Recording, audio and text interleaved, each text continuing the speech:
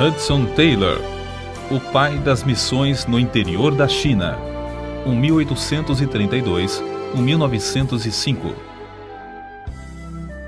Tiago Taylor tinha se levantado cedo de madrugada. Chegara, enfim, o auspicioso e anunciado dia de seu casamento. O moço ocupava-se em arrumar tudo para receber a noiva na casa que iam ocupar. Enquanto trabalhava, meditava sobre as ocorrências recentes na aldeola. Duas famílias, a dos Cooper e a dos Shaw, converteram-se e convidaram John Wesley para pregar na feira. O velho discursou sobre a ira vindoura de tal maneira que o povo desistiu da amarga perseguição e deixou o intrépido pregador hospedar-se na casa do Sr. Shaw. Enquanto Tiago preparava a casa para a chegada da noiva, ouvia-se a voz da vizinha, a Sra. Shaw, cantando. Lembrou-se de como ela, meses antes, passava todo o tempo acamada, gemendo dia após dia, por causa do reumatismo que a deixara aleijada.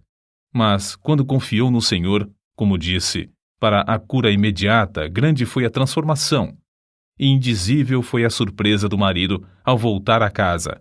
A esposa não somente estava curada e de pé, mas estava varrendo a cozinha. Tiago Taylor odiava a religião. Ainda mais que aquele era o dia em que se ia casar. Depois do casamento iam dançar e beber, como se fazia em tais ocasiões. Mas não podia livrar-se das palavras, talvez ouvidas, do sermão do pregador. Porém, eu e a minha casa serviremos ao Senhor. Sim, ia ter uma esposa e assumir as responsabilidades de marido e de pai de família. Grande tinha sido seu descuido. Resolvido, então, a entrar seriamente na vida de casado, começou a repetir as palavras: serviremos ao Senhor. As horas se passavam. O sol subia mais e mais sobre as casas cobertas de neve. Mas o jovem Tiago, esquecido de tudo que é material e tomado pela realidade das coisas eternas, permaneceu de joelhos, face a face com Deus. O amor do Salvador, por fim, venceu seu coração, e Tiago Taylor levantou-se com a alma cheia do Senhor Jesus. Podemos imaginar como os sinos dobraram, como a noiva e os convivas se impacientaram nesse dia. Já havia passado a hora para a cerimônia de casamento quando o jovem despertou do enlevo com Deus e se levantou da oração. Depois de vestir-se, venceu rapidamente os 3 quilômetros até o vilarejo de Royston. Sem perder tempo em perguntar ao rapaz a razão de tanto atraso, o culto foi realizado e Tiago e Elizabeth saíram da igreja casados. O jovem não vacilou e, ao sair, contou tudo acerca da sua conversão ao ouvido de Betty. Ao ouvir o que ele relatava, exclamou em tom de desespero: casei-me então com um desses metodistas. Não houve dança nesse dia. A voz e o violino do noivo foram usados para glorificar o mestre. Betty, apesar de saber em seu coração que Tiago tinha razão, continuou a resistir e a queixar-se dia após dia. Então, certa feita, quando se mostrava ainda mais contrariada, o robusto Tiago levantou-a nos braços e a levou para o quarto, onde ajoelhou-se ao seu lado, derramando a sua alma em oração por ela. Comovida pela profundeza da mágoa e cuidado que Tiago sentia por sua alma, ela começou a sentir também seu pecado. No dia seguinte, de joelhos, ao lado do marido, Elizabeth Taylor clamou a Deus, renunciando à vaidade do mundo e entregando-se a Cristo. É assim com os bisavós que começa a verdadeira biografia do herói da fé, Hudson Taylor. Os avós e os pais, por sua vez, criaram seus filhos no mesmo temor de Deus. Num memorável dia, antes do nascimento de Hudson, o primogênito da família, o pai procurou a sua esposa para conversar sobre uma passagem das Escrituras que o impressionava profundamente. Na sua Bíblia, leu para ela uma parte dos capítulos 13 de Êxodo e 3 de Números. Santifica-me todo primogênito, todo o primogênito meu é, meus serão, apartarás para o Senhor. Os dois conversaram muito tempo sobre o gozo que esperavam ter. Então, de joelhos, entregaram seu primogênito ao Senhor, pedindo que, desde já, ele o separasse para a sua obra. Tiago Taylor, o pai de Hudson, não somente orava fervorosamente por seus 5 filhos, mas ensinou-os a pedirem detalhadamente a Deus todas as coisas. Ajoelhados diariamente ao lado da cama, o pai colocava o braço ao redor de cada um enquanto orava insistentemente por eles. Desejava que cada membro da família passasse ao menos meia hora todos os dias perante Deus, renovando a alma por meio de oração e estudo das Escrituras. A porta fechada do quarto da sua mãe, diariamente ao meio-dia, apesar das suas constantes e inumeráveis obrigações, tinha também grande influência sobre todos, pois sabiam que ela, assim, se prostrava perante Deus para renovar suas forças e para que o próximo se sentisse atraído ao amigo invisível que habitava nela. Não é de admirar, portanto, que, ao crescer, Hudson se consagrasse inteiramente a Deus. O grande segredo do seu incrível êxito é que em tudo que carecia, no sentido espiritual ou material, recorria a Deus e recebia dos tesouros infinitos. Contudo, não devemos julgar que a mocidade de Hudson Taylor fosse isenta de grandes lutas. Como acontece com muitos, o moço chegou à idade de 17 anos sem reconhecer a Cristo como seu Salvador. Acerca disso, ele escreveu mais tarde: "Pode ser coisa estranha, mas sou grato pelo tempo que passei no ceticismo. O absurdo de crentes que professam crer na Bíblia, enquanto se comportam justamente como se não existisse tal livro, era um dos maiores argumentos dos meus companheiros céticos. Frequentemente afirmava que, se eu aceitasse a Bíblia, ao menos faria tudo para seguir o que ela ensina, e, no caso de achar que tal coisa não era prática, lançaria tudo fora. Foi essa a minha resolução quando o Senhor me salvou. Acho que, desde então, realmente provei a palavra de Deus. Certamente nunca me arrependi de confiar nas suas promessas ou de seguir a sua direção. Quero relatar, então, como Deus respondeu às orações da minha mãe e da minha querida irmã por minha conversão. Certo dia, para mim inesquecível, para me divertir, escolhi um tratado na biblioteca de meu pai. Pensei em ler o começo da história e não ler a exortação do fim. Eu não sabia o que acontecia ao mesmo tempo no coração da minha querida mãe, que estava a mais de 100 quilômetros de casa. Ela levantara-se da mesa anelando a salvação de seu filho. Estando longe da família e livre da lida doméstica, entrou no seu quarto resolvida a não sair antes de receber a resposta às suas orações. Orou hora após hora, até que, por fim, só podia louvar a Deus. O Espírito Santo revelou-lhe que o filho por quem orava já se havia convertido. Eu, como já mencionei, fui dirigido ao mesmo tempo a ler o tratado. Fui atraído pelas palavras "a obra consumada". Perguntei-me a mim mesmo: por que o escritor não escreveu "a obra propiciatória"? Qual é a obra consumada? Então, vi que a propiciação de Cristo era plena e perfeita. Toda a dívida de nossos pecados ficou paga, e não restava coisa alguma que eu fizesse. Então, raiou em mim a gloriosa convicção. Fui iluminado pelo Espírito Santo para reconhecer que eu somente precisava prostrar-me e, aceitando ao Salvador e a sua salvação, louvá-lo para todo sempre. Assim, enquanto a minha querida mãe, no seu quarto, de joelhos, estava louvando a Deus, eu também louvava a Deus na biblioteca de meu pai, onde entrara para ler o livrinho. Foi assim que Hudson Taylor aceitou para a sua própria vida a obra propiciatória de Cristo, um ato que transformou todo o resto da sua vida.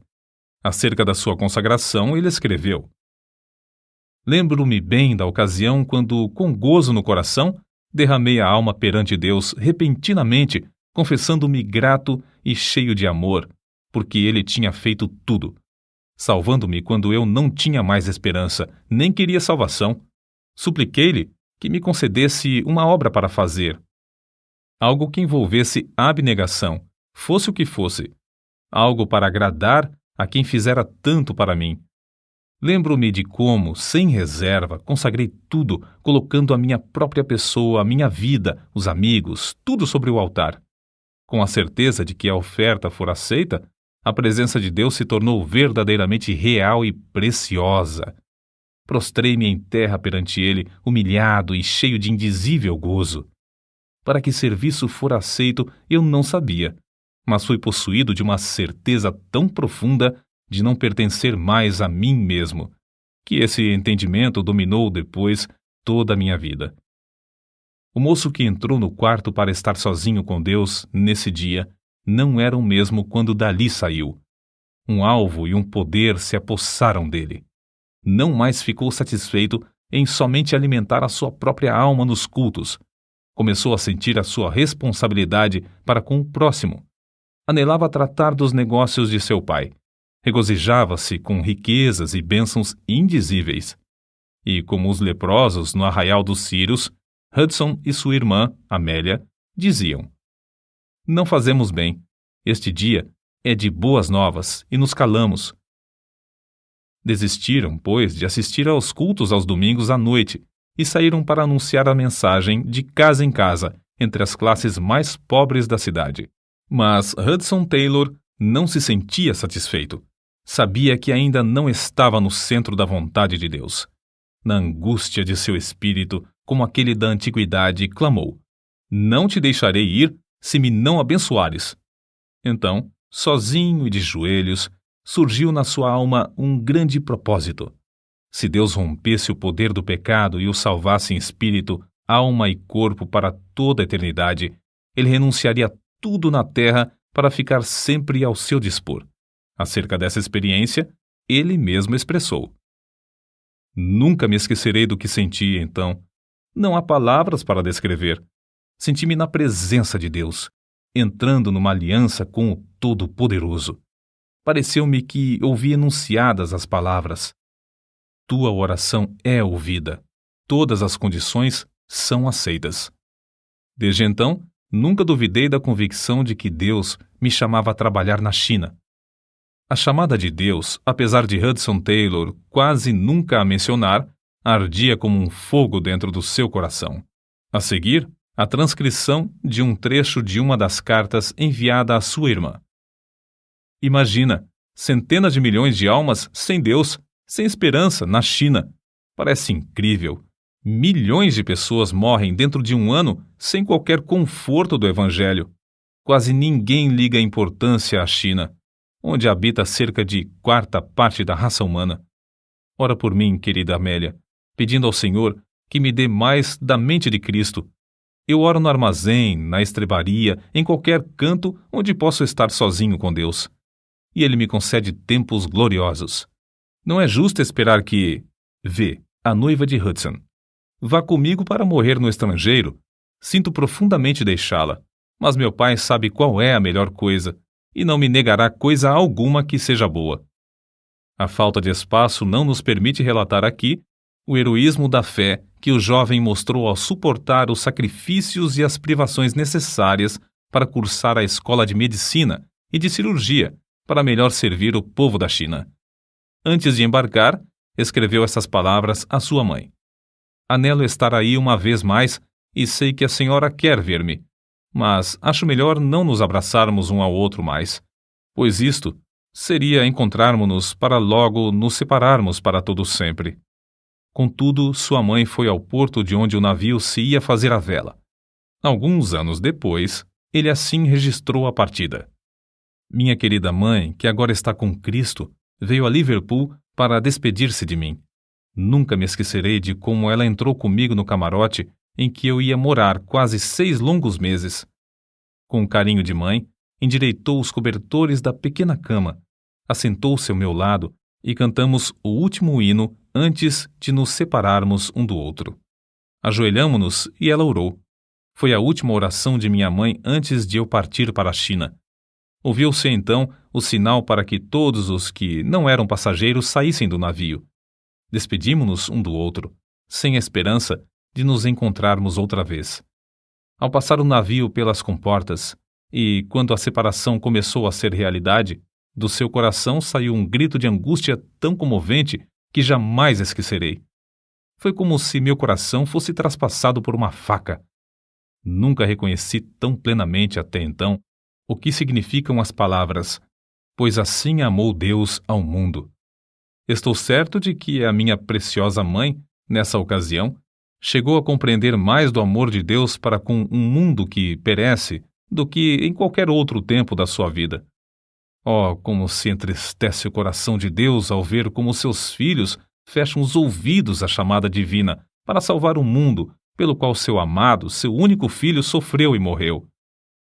Os passageiros de navios modernos conhecem muito pouco do incômodo de viajar em navio à vela.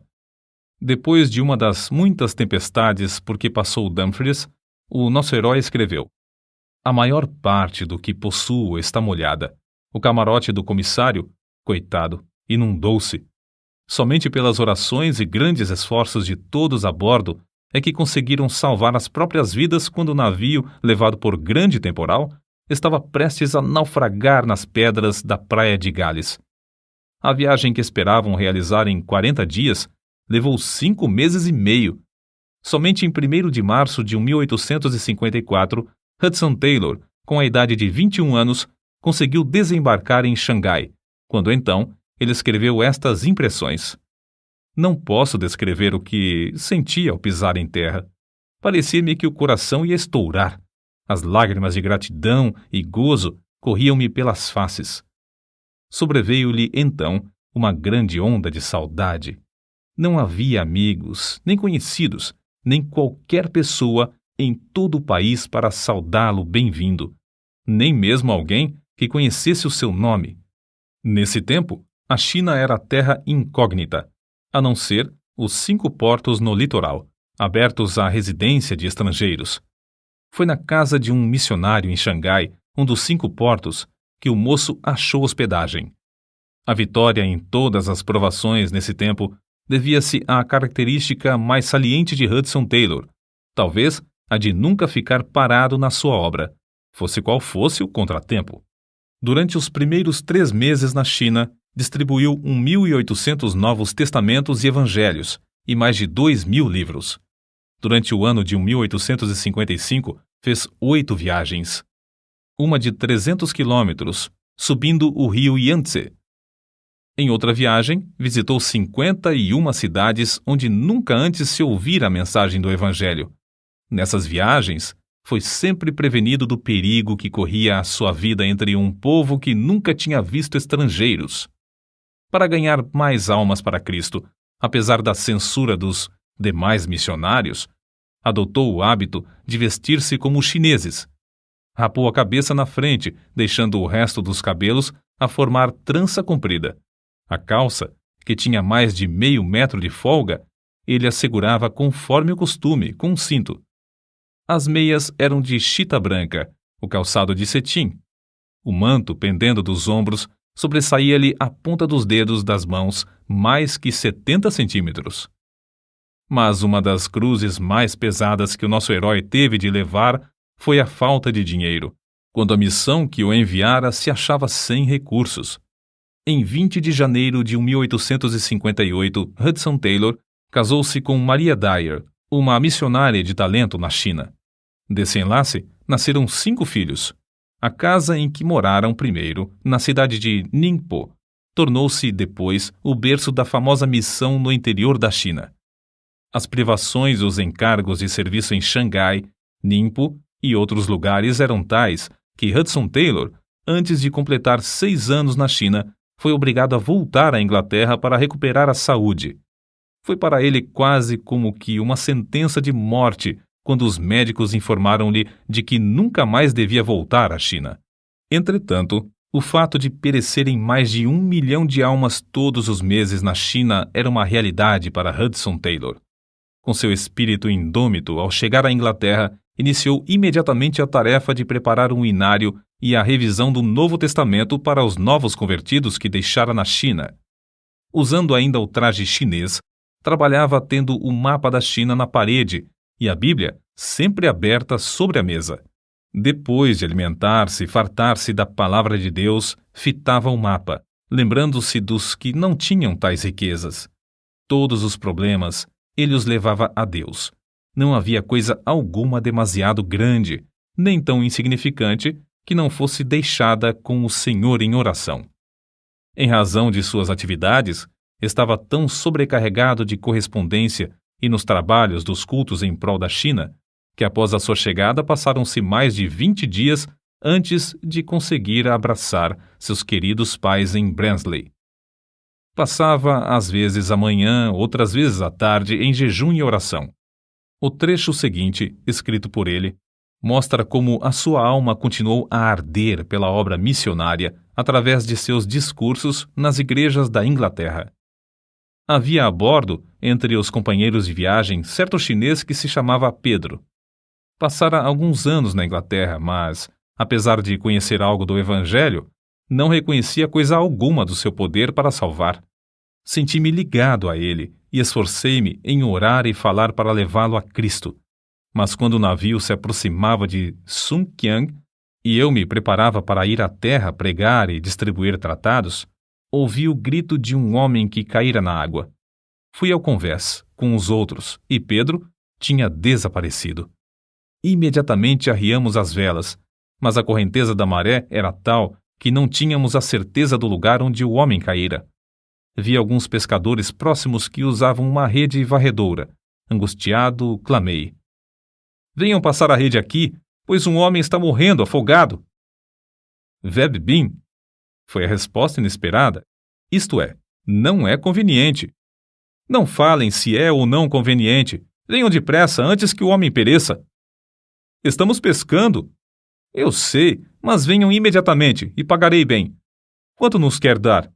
$5, mas não fiquem conversando. Salvem o homem sem demora."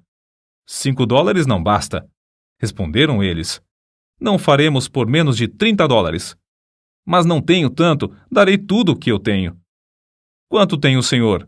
"Não sei, porém não é mais do que $14. Então os pescadores vieram e passaram a rede no lugar indicado. Logo a primeira vez, apanharam o corpo do homem. Mas todos os meus esforços para restaurar-lhe a respiração foram inúteis. Uma vida fora sacrificada pela indiferença dos que podiam salvá-la quase sem esforço. Ao ouvirem contar essa história, uma onda de indignação passou por todo o grande auditório. Haveria em todo o mundo um povo tão endurecido e interesseiro como esse? Mas ao continuar o seu discurso, a convicção feriu ainda mais o coração dos ouvintes. O corpo, então, tem mais valor do que a alma? Censuramos esses pescadores, dizendo que foram culpados da morte de Pedro porque era coisa fácil salvá-lo. Mas que acontece com os milhões que estamos deixando perecer para toda a eternidade? Que diremos acerca da ordem implícita: "Ide por todo o mundo, pregai o evangelho a toda criatura"? Deus nos diz também: "Livra os que estão destinados à morte, e os que são levados para a matança, se os puderes retirar." Se disseres: "Eis que não sabemos", porventura, aquele que pondera os corações não o considerará? E aquele que atenta à tua alma não o saberá? Não pagará ele ao homem conforme a sua obra? Credes que cada pessoa entre esses milhões na China tem uma alma imortal e que não há outro nome debaixo do céu, dado entre os homens, a não ser o precioso nome de Jesus, pelo qual devamos ser salvos? Credes que Ele só, é o caminho, a verdade e a vida, e que ninguém vai ao Pai, senão por Ele? Se assim o credes, examinai-vos a vós mesmos, para ver se estáis fazendo todo o possível para levar seu nome a todos. Ninguém deve dizer que não é chamado para ir à China.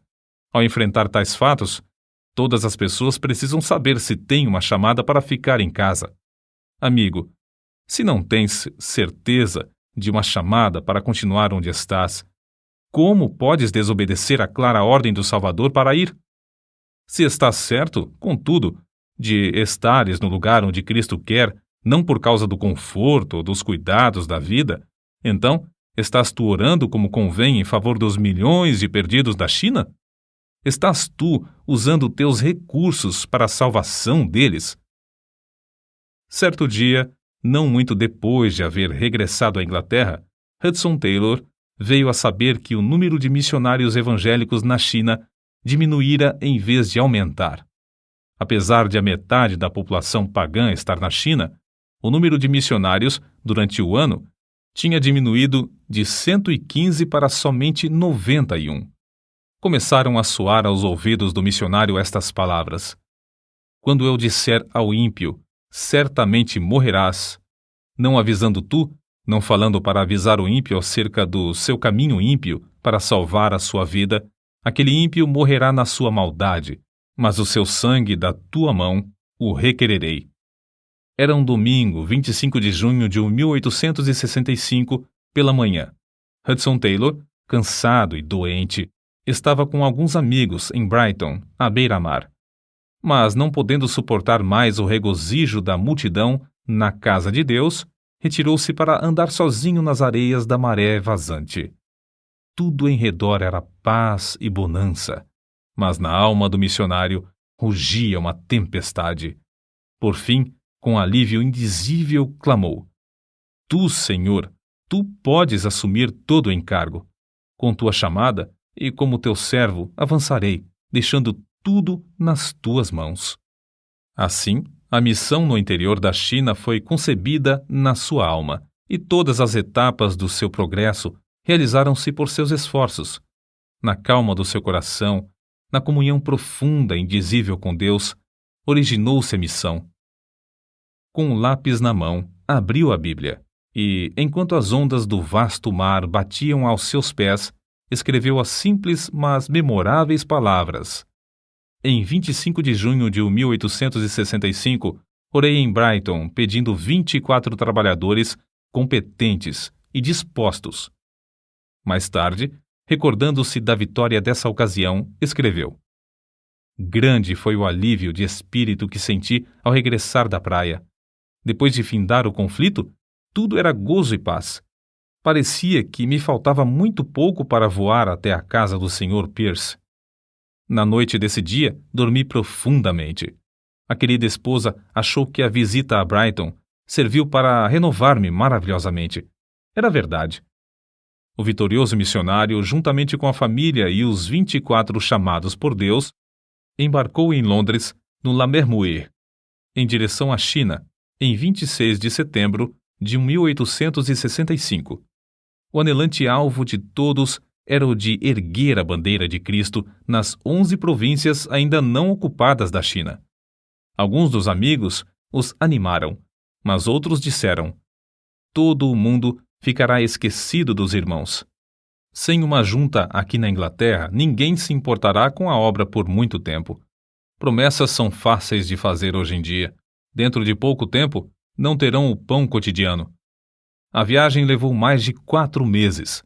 Acerca de uma das tempestades, um dos missionários escreveu: durante todo o temporal, o Sr. Taylor se comportou com a maior calma. Por fim, os marinheiros recusaram-se a trabalhar. O comandante aconselhou todos a bordo a amarrarem os cintos de salvação, dizendo que o navio não resistiria à força das ondas mais que 2 horas. Nessa altura, o comandante avançou na direção dos marinheiros com um revólver na mão. Então, o Sr. Taylor aproximou-se dele e pediu-lhe que não obrigasse dessa forma os marinheiros a trabalhar. O missionário dirigiu-se também aos homens e explicou-lhes que Deus ia salvá-los, mas que eram necessários os maiores esforços de todas as pessoas a bordo.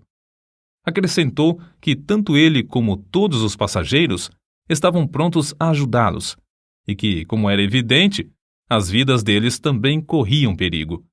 Convencidos por esses argumentos, os homens começaram a tirar os destroços, ajudados por todos nós. Em pouco tempo, conseguimos amarrar os grandes mastros, que batiam com tanta força que estavam demolindo um lado do navio. Foram horas de grande regozijo quando o La Mermuer, por fim, aportou em Xangai, com todos sãos a bordo. Outro navio, que chegou logo após, perdera 16 das 22 pessoas a bordo. Os missionários iniciaram o ano de 1867 com um dia de jejum e oração, pedindo, como Jabes, que Deus os abençoasse e estendesse os seus termos. O Senhor os ouviu, dando-lhes entrada durante o ano em outras tantas cidades. Encerraram o ano com outro dia de jejum e oração. Um culto durou das 11 da manhã às 3 da tarde, sem ninguém se sentir enfadado. Outro culto se realizou às 8h30 da noite, quando sentiram ainda mais a unção do Espírito Santo. Continuaram juntos em oração até a meia-noite, quando celebraram a Ceia do Senhor. No início de 1867, o Senhor chamou Graça Taylor, filha de Hudson Taylor, para o lar eterno, quando ela completava 8 anos de idade. No ano seguinte, a senhora Taylor e o filho, Noel, faleceram de cólera. Foi assim que se expressou o pai e marido. Ao amanhecer o dia, apareceu à luz do sol o que fora ocultado pela luz da vela, a cor característica da morte no rosto da minha esposa. O meu amor não podia ignorar mais, não somente o seu estado grave, mas que realmente ela estava morrendo. Ao conseguir acalmar o meu espírito, eu lhe disse: "Sabes, querida, que estás morrendo?" "Morrendo? Achas que sim? Por que pensas tal coisa?" "Posso ver que sim, querida. As tuas forças estão se acabando." "Será mesmo? Não sinto qualquer dor, apenas cansaço." "Sim. Estás saindo para a casa paterna. Brevemente estarás com Jesus." Minha preciosa esposa, lembrando-se de mim e de como eu devia ficar sozinho em um tempo de tão grandes lutas, privado da companheira com a qual tinha o costume de levar tudo ao trono da graça, disse: "Sinto muito." Então ela parou, como que querendo corrigir o que dissera. Porém, eu lhe perguntei: "Estás triste por causa da partida para estar com Jesus?" Nunca me esquecerei de como ela olhou para mim e respondeu: "Oh, não. Bem sabes, querido, que durante mais de 10 anos não houve sombra alguma entre mim e meu Salvador. Não estou triste por causa da partida para estar com ele, mas me entristeço porque terás de ficar sozinho nessas lutas. Contudo, ele estará contigo e suprirá tudo o que é mister." Nunca presenciei uma cena tão comovente, escreveu o Sr. Duncan. Com a última respiração da querida Sra. Taylor, Hudson caiu de joelhos, o coração transbordando, e a entregou ao Senhor, agradecendo-lhe a dádiva e os 12 anos e meio que passaram juntos. Agradeceu-lhe também pela bênção de ele mesmo a levar para a sua presença. Então, solenemente, dedicou-se a si mesmo novamente ao serviço do Mestre. Não é de supor que Satanás deixasse a missão no interior da China invadir seu território com 24 outros obreiros, sem incitar o povo à maior perseguição.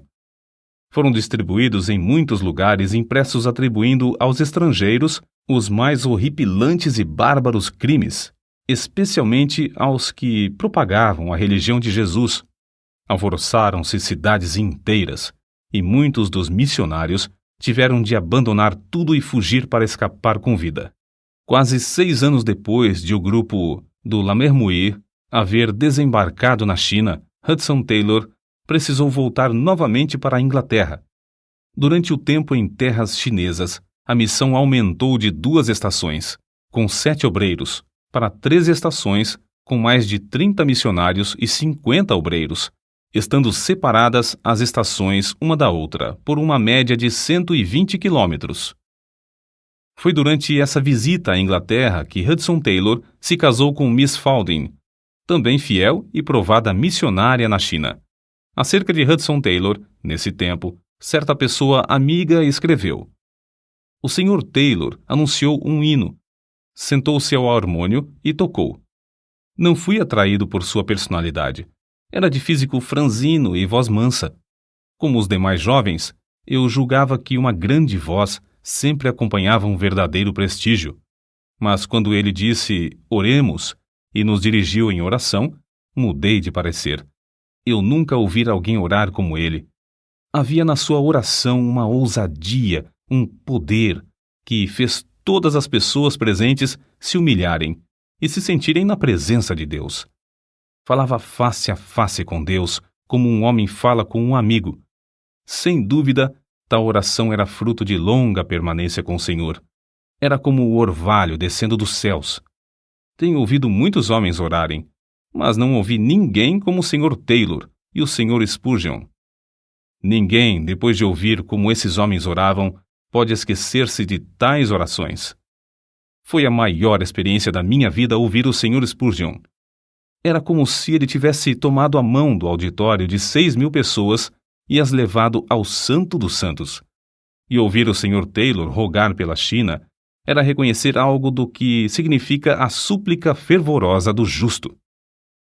Foi em 1874 quando, com a esposa, subiam o grande rio Yangtze e ele meditava sobre as 9 províncias que se estendiam dos trópicos de Burma ao planalto da Mongólia e as montanhas do Tibete, que Hudson Taylor escreveu: "A minha alma anseia e o coração arde pela evangelização de centenas de milhões de habitantes dessas províncias sem obreiros. Oh, se eu tivesse 100 vidas a dar ou gastar por eles!" Mas, no meio da viagem, receberam notícias da morte da fiel missionária Amelia Bletchley, na Inglaterra.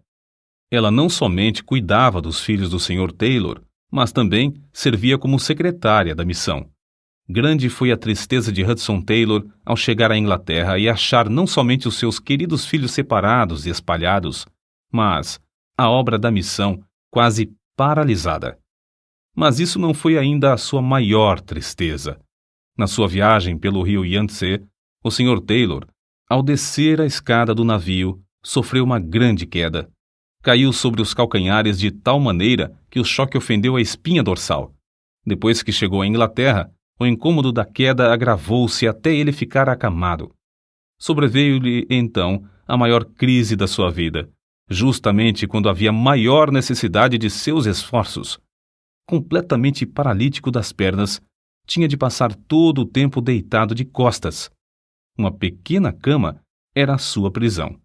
É melhor dizer que era a sua oportunidade.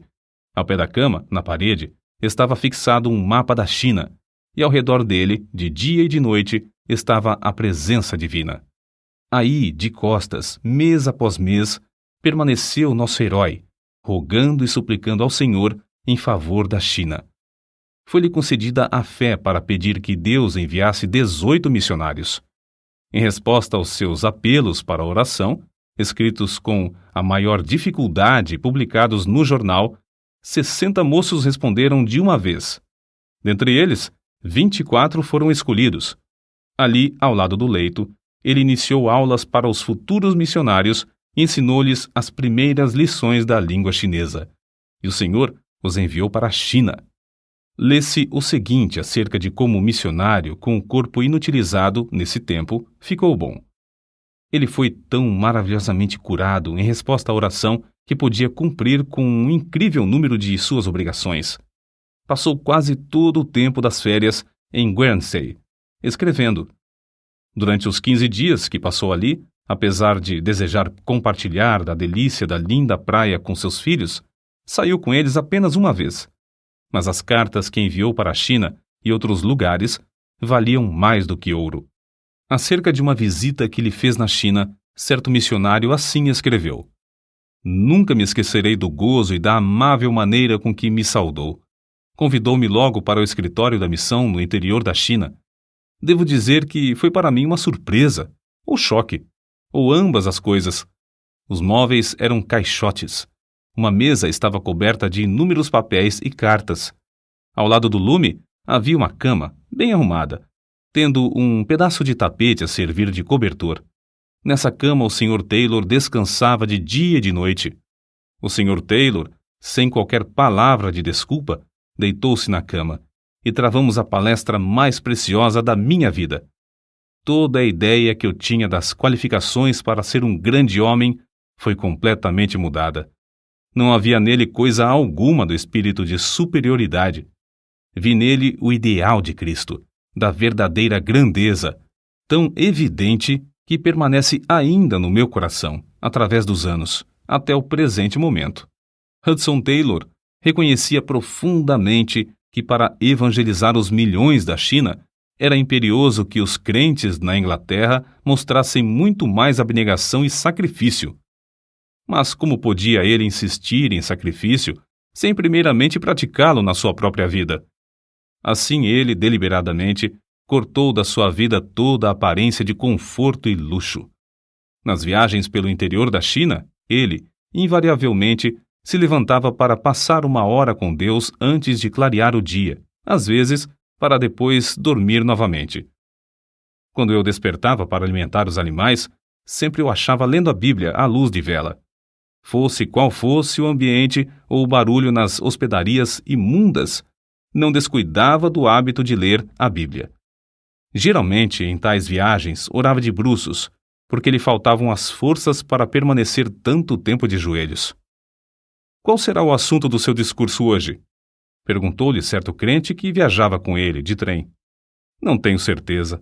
Ainda não tive tempo de resolver. Respondeu-lhe Hudson Taylor. Não teve tempo?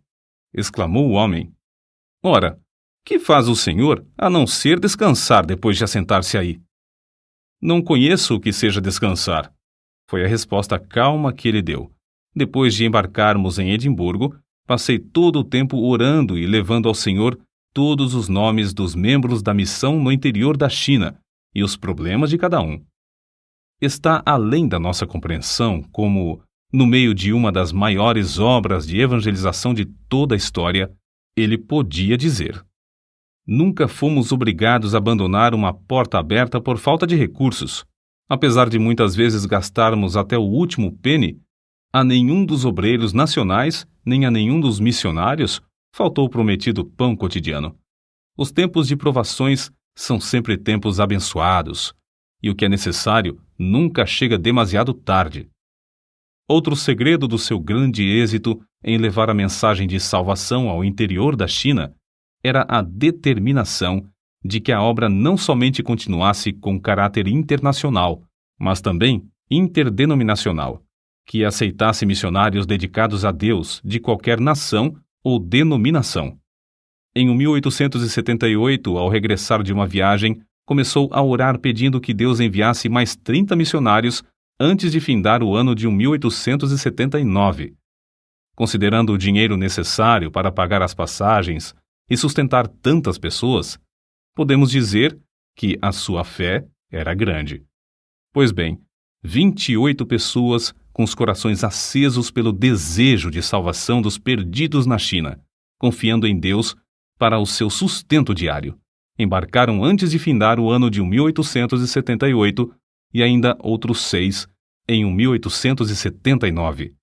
Conversando com um companheiro de lutas na cidade de Wuchang, Hudson Taylor começou a enumerar os pontos estratégicos com os quais deviam começar logo a evangelizar os 2 milhões de habitantes do vale do grande rio Yangtze e o do seu tributário, o rio Han.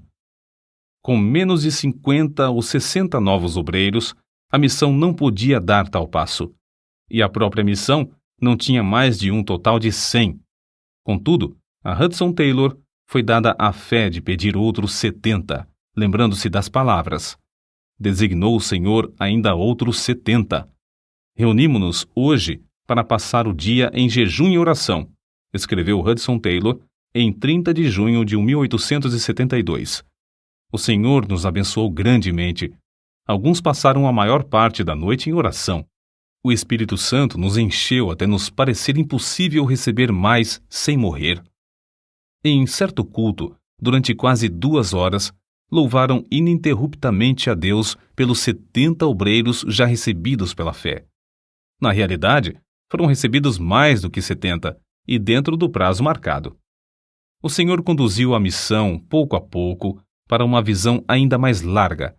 Levou os obreiros a pedirem ao Senhor outros 100 em 1887. Assim disse o Sr. Stephenson: se me mostrassem uma foto de todos os 100, batida aqui na China, não seria mais real do que realmente é. Contudo, Hudson Taylor não iniciou precipitadamente o programa de orar e se esforçar para receber mais 100 missionários. Como sempre, devia ter certeza da direção de Deus antes de resolver orar e se esforçar para alcançar o alvo. 6 vezes mais do que o número que pediram se ofereceram para ir. Mas a missão rejeitou fielmente a todos os que não concordaram com os princípios declarados desde o início. Assim, exatamente o número pedido embarcou para a China. Não foram 101, nem 99, mas exatamente 100. Depois da visita de Hudson Taylor ao Canadá, aos Estados Unidos e à Suécia em 1888 e 1889, a missão no interior da China gozou de um dos maiores impulsos para avançar em todos os anais da história de missões. Assim escreveu depois o nosso missionário acerca do que lhe pesava grandemente no coração durante toda a sua visita à Suécia. Confesso-me envergonhado de que, até essa ocasião, nunca tivesse meditado sobre o que o mestre realmente queria dizer ao mandar pregar o Evangelho a toda criatura.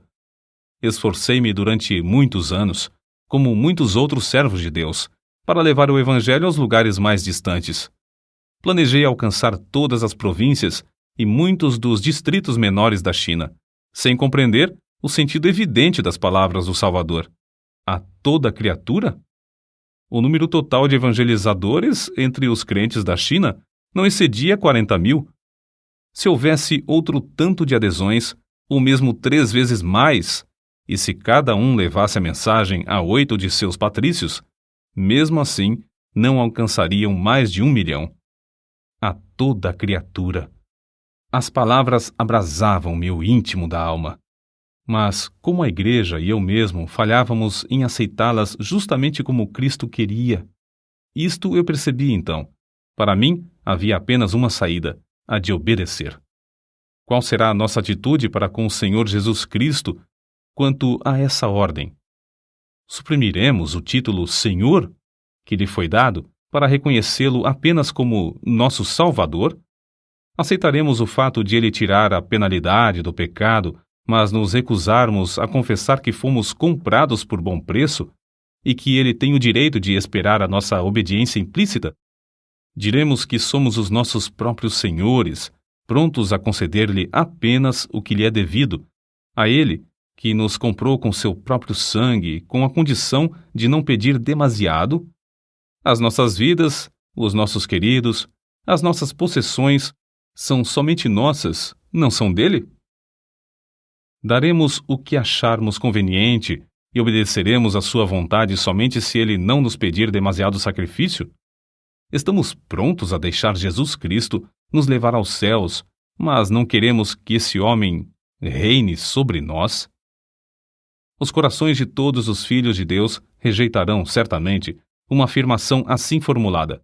Mas não é verdade que inumeráveis crentes em todas as gerações se comportaram tal como se isso fosse a base própria para suas vidas? São poucas as pessoas que o povo de Deus que reconhecem a verdade de que ou Cristo é o Senhor de tudo, ou então não é Senhor de coisa alguma. Se somos nós que julgamos a palavra de Deus, e não a palavra que nos julga, se concedemos a Deus somente o quanto quisermos, então somos nós os senhores, e Ele o nosso devedor, e, consequentemente, Ele deve ser grato pela esmola que lhe concedemos. Deve sentir-se obrigado por nossa concordância aos seus desejos. Se, ao contrário, Ele é Senhor, então tratemo-lo como Senhor. E por que me chamais Senhor, Senhor, e não fazeis o que eu digo? Foi assim que Hudson Taylor, sem esperar, alcançou a mais larga visão da sua vida, a visão que dominou a última década de seu serviço. Com os cabelos já grisalhos, após 57 anos de experiência, enfrentou um novo sentido de responsabilidade com a mesma fé e confiança que o caracterizavam quando era mais novo. Sua alma ardia ao meditar nos alvos antigos. Ficou ainda mais firme ao executar a visão de outrora. Foi assim que sentiu a direção de unificar todos os grupos evangélicos que trabalhavam na evangelização da China em torno de um mesmo alvo: orar e se esforçar para que fosse aumentado o número de missionários, enviando à China outros 1.000, dentro de 5 anos. O número exato enviado à China durante esse prazo foi de 1.153. Não é, pois, de admitir que as forças físicas de Hudson Taylor começassem a faltar. Não tanto pelas privações e cansaço das viagens contínuas, nem pelos esforços incansáveis em escrever e pregar, nem pelo peso das grandes e inumeráveis responsabilidades de dirigir a missão no interior da China. Os que o conheciam intimamente sabiam que era um homem gasto de tanto amar. A gloriosa colheita de almas na China aumentava cada vez mais, mas a situação política do país piorava dia após dia até culminar na carnificina dos Boxers, no ano de 1900, quando centenas de crentes foram mortos. Somente da missão no interior da China pereceram 58 missionários e 21 de seus filhos. Hudson Taylor e sua esposa estavam novamente na Inglaterra quando começaram a chegar telegrama após telegrama, avisando-os dos horripilantes acontecimentos na China. Aquele coração que tanto amava cada missionário quase cessou de pulsar. Acerca desse acontecimento, assim se manifestou: não sei ler, não sei pensar, nem mesmo sei orar, mas sei confiar. Certo dia, alguns meses depois, Hudson Taylor, com o coração transbordante e as lágrimas correndo-lhe pelas faces, estava contando o que lera em uma carta que acabara de receber de 2 missionárias, escrita um dia antes de elas morrerem nas mãos dos Boxers. Eis o que ele disse: "Oh, gozo de sair de tal motim de pessoas enfurecidas para estar na sua presença, para ver o seu sorriso." Quando pôde continuar, acrescentou: "Elas agora não estão arrependidas. Têm a imperecível coroa. Andam com Cristo em vestes brancas, porque são dignas." Grifo do autor. Falando acerca de seu grande desejo de ir a Xangai para estar ao lado dos refugiados, ele disse: "Não sei se poderia ajudá-los, mas sei que me amam. Se pudessem chegar-se a mim nas tristezas para chorarmos juntos, ao menos poderiam ter um pouco de conforto." Mas ao lembrar-se de que tal viagem lhe era impossível por causa da saúde, a sua tristeza parecia maior do que podia suportar.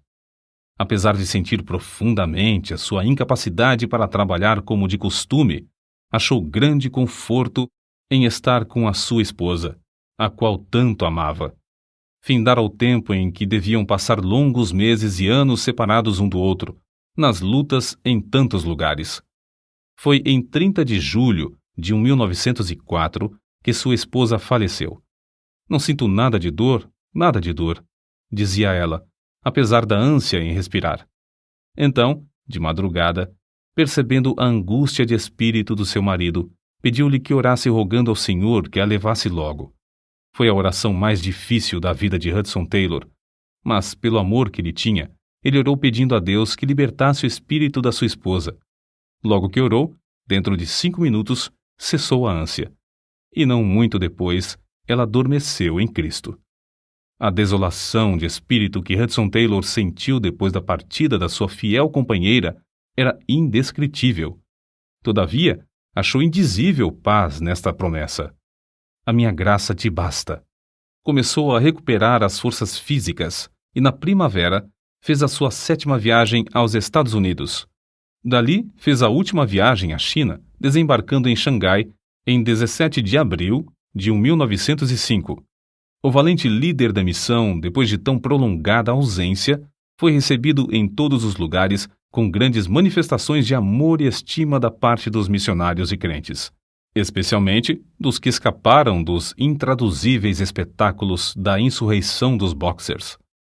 Em Xinjiang, o veterano missionário visitou o cemitério onde estão gravados os nomes de 4 filhos e o da esposa. As recordações eram motivo de grande gozo, isto é, o dia da grande reunião se aproximava. No meio da viagem, quando visitava as igrejas na China, sem ninguém esperar, nem ele mesmo, findou a sua carreira na terra. Seu passatempo aconteceu na cidade de Changsha, em 3 de junho de 1905. Sua nora contou o seguinte sobre o ocorrido. O querido papai estava deitado. Como sempre gostava de fazer, tirou as cartas dos queridos da sua carteira e as estendeu sobre a cama. Baixou-se para ler uma das cartas, perto do candeeiro aceso, colocado na cadeira ao lado do leito. Para que ele não se sentisse demasiadamente incomodado, puxei outro travesseiro e o coloquei por baixo da sua cabeça, e assentei-me numa cadeira ao seu lado. Mencionei as fotografias da revista Missionary Review, que estava aberta sobre a cama. Howard tinha saído para ir buscar algo para comer, quando papai, de repente, virou a cabeça e abriu a boca como se quisesse espirrar. Abriu a boca a segunda e a terceira vez. Não clamou, não pronunciou qualquer palavra, não mostrou qualquer dificuldade para respirar, nada de ânsia. Não olhou para mim e não parecia cônscio. Não era a morte, era a entrada na vida imortal. Seu semblante era de descanso e sossego. Os vincos do rosto feitos pelo peso da luta de longos anos pareciam haver desaparecido em poucos momentos. Parecia dormir como criança no colo da mãe. O próprio quarto parecia cheio de indizível paz. Na cidade de Xinjiang, à beira do grande rio que tem a largura de mais de 2 quilômetros, foi enterrado o corpo de Hudson Taylor. Muitas foram as cartas de condolências recebidas de fiéis filhos de Deus do mundo inteiro. Emocionantes foram os cultos celebrados em vários países em sua memória. Impressionantes foram os artigos e livros impressos acerca das suas vitórias na obra de Deus. Mas as vozes mais destacadas, as que Hudson Taylor mais apreciaria, se pudesse ouvi-las, eram as das muitas crianças chinesas que, cantando louvores a Deus, deitaram flores sobre o seu túmulo.